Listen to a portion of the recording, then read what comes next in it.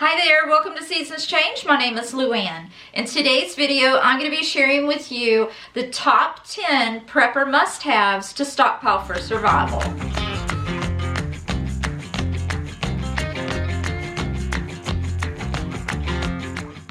Okay, so if you're just now starting out in prepping, or if you've been prepping for some time, I believe today's top 10 list is going to be very useful to you. Whether that's to fine-tune your current preps or to establish a starting point to begin prepping today.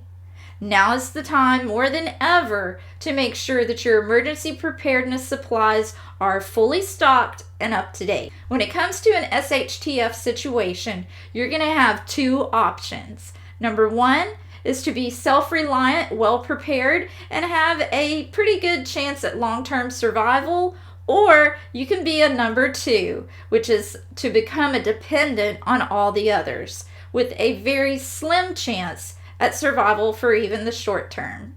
Being prepared for situations such as financial collapse or job loss, natural disasters, or even illness brings safety and peace of mind to you and your family. So without any further ado, let's go ahead and jump into this list of the top 10 prepper must-haves to stockpile now for survival. And number one on that list is going to be, of course, water. It is recommended that 1 gallon per person per day is a good place to start with your stockpile. Now, I highly recommend that this be one of those items that you absolutely stack to the rafters.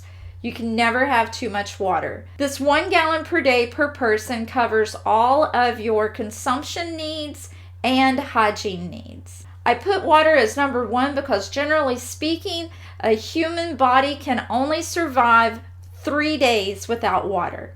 On the days 3 to 5, that is when your brain function and the function of vital organs begin to shut down and collapse. So that makes water one of the most important items to have in your stockpile. Now let's move on to number two. Number two is going to be food.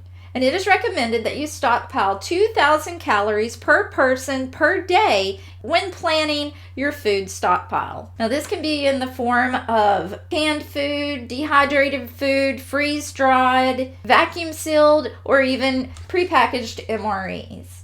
I have plenty of videos on how to start, stock, and maintain a food prepper pantry. If you want to check those out, I'll have them linked down below. Now, when stockpiling your food items, you also need to keep in mind that you're going to have a means of preparing these items. And this can be things like a cook stove, such as a Coleman camp stove, a gas or charcoal grill, a jet boil, or even an open fire pit. And along with that, don't forget a pot, a skillet, utensils, plates, a can opener, and bowls. According to the journal called Nutrition, men with a BMI of less than 13 and women with a BMI of less than 11% cannot sustain life. So food as well as water is a very important item to have in your prepper stockpile. Now let's move on to number three. Okay, number three is going to be tarps. Tarps are an essential item in any survival stockpile.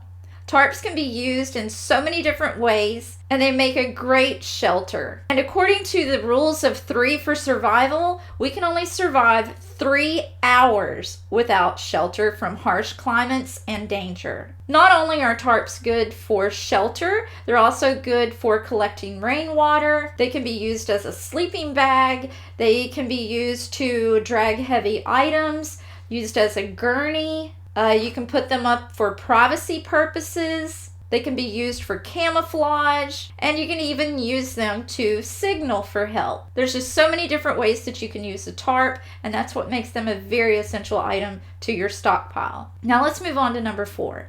Number four is going to be clothing, footwear, and blanket. Well, it goes without saying that having an extra set of climate-appropriate clothing is a must-have. This should be of good, rugged quality, that is easily maintained, and that is durable in any outdoor situation. For hot weather climates, you're going to want to focus on breathable, dry wicking, and poly blend materials.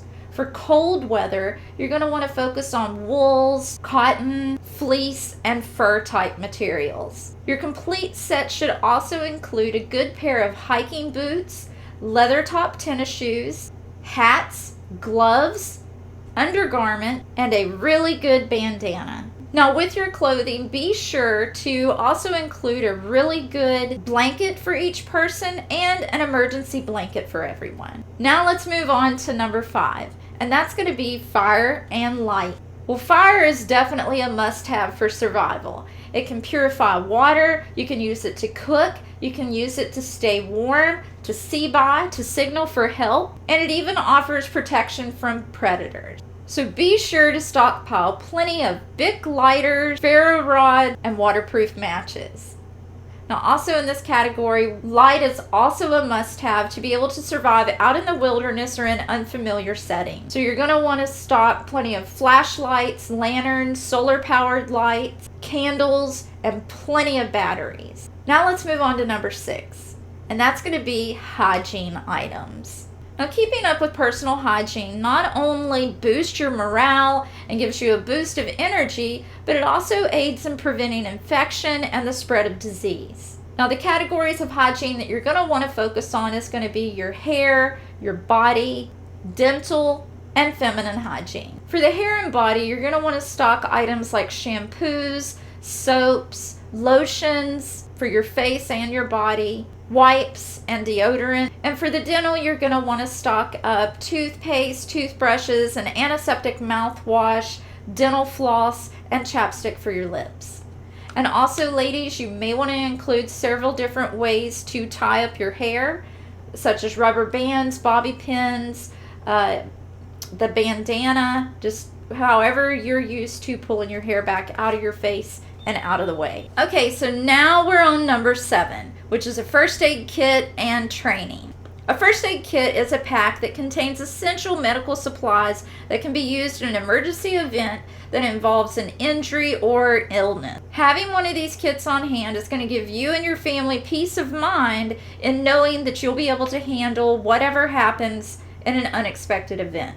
You can purchase these kits online or you can build your own. And if you do decide to build your own, make sure that you have plenty of items for cuts, burns, scrapes, nausea, illness, and trauma items. You're also going to want to include preventative items like vitamins and supplements, herbal remedies, prescription drugs, insect repellent, and sunscreen. And for even more added peace of mind and security, it helps to have the added training and how to use these items when an accident or injury occurs. So check your local area for CPR training, trauma care, and basic first aid.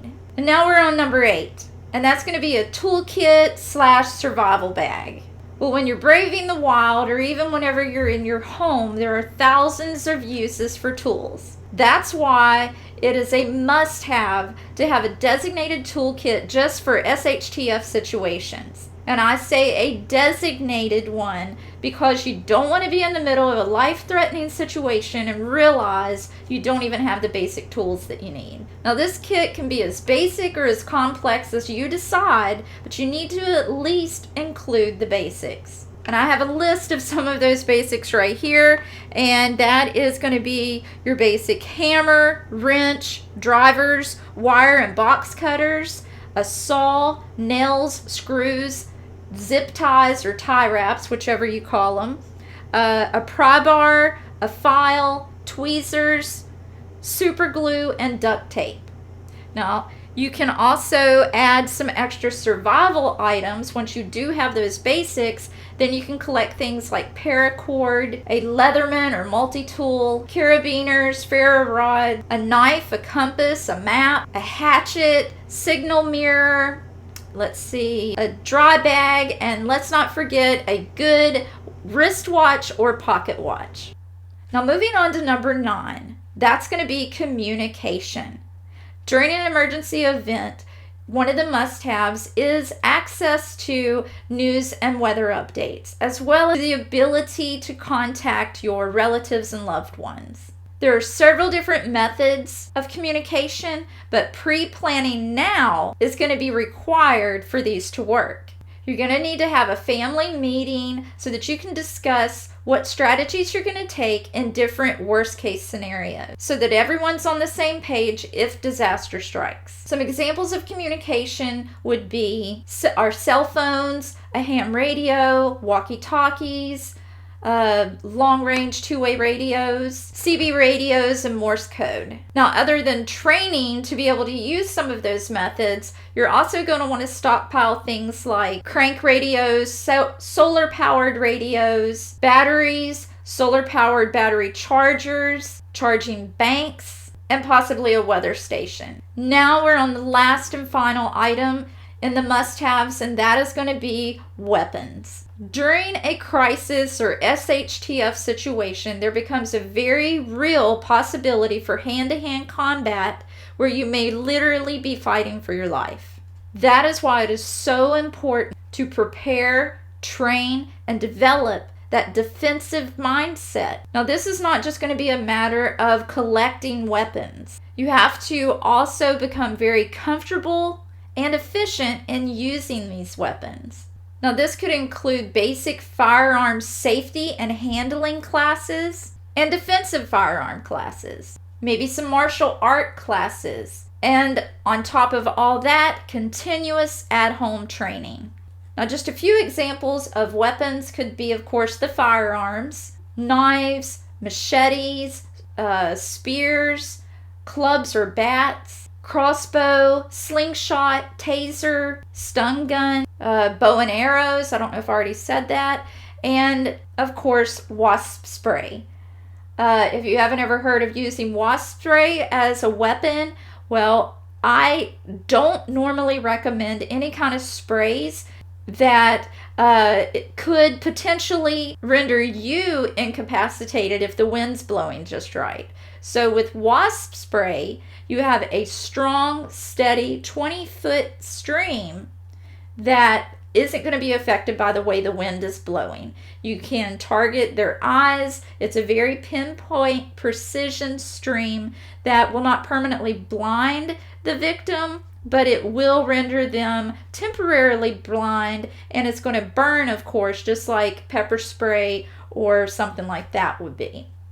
So an alternative to the mace and pepper sprays is the wasp and hornet spray.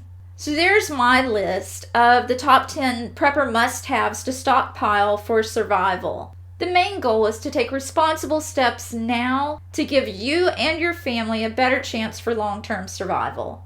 You don't want to wait until it's too late to find out the hard way that you could have done something to save your family's lives. Well, again, I hope that this list has helped you to fine-tune your current preps, or if you're just now starting out, I hope that it's helped you to establish a starting point. And my suggestion would be to just start out with some totes and label each one of them with these 10 different items that I listed here, and just start filling these buckets with the examples that I listed. And to make it even easier, I am going to leave a link below where you can go and print out or save to your computer everything that I just discussed in this video. Well, thanks for stopping by today. I hope to see you in the next one. And until then, be strong, be safe, be prepared, and I'll see you next time.